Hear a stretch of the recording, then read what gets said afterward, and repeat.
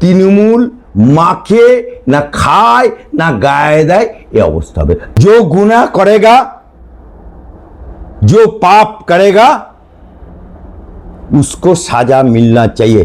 जो पुलिस भी होगा उसको भी सजा मिलेगा। जो ओसी भी होगा, जितना बड़ा सितारा लगाएगा सबको कानूनी दायरे में ले जाएगा। जैसे कोलकातार डीजी থেকে শুরু করে 3 জন অফিসারকে সাসপেন্ড করে দেওয়া হয়েছে।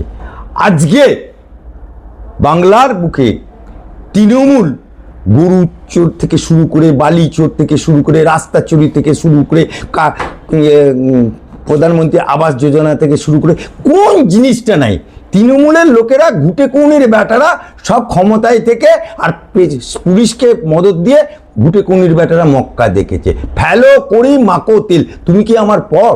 এই হচ্ছে তৃণমূল। তৃণমূল যেমন ধরুন মধু আছে, পিঁপড়েকে ডাকতেন, ওগো পিঁপড়ে চলে এসো মধু ঢেলেছি, ঠিক সেই রকম তৃণমূলে মধু ছিল, যত চোর সব ওখানে হাজির ছিল।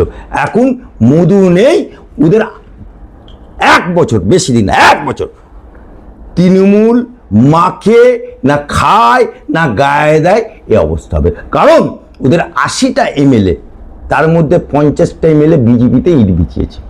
মুসলমান এমএলএ 10 থেকে 15টা হুমায়ুন কবিরের পেছনে লাইন দিয়েছে, কিছু এমএলএ কংগ্রেসের লাইন দিয়েছে। সুতরাং তৃণমূল দলটাই থাকবে না, কারণ মানে ঠকবাজতে গাঁ উজাড় হয়ে যাবে।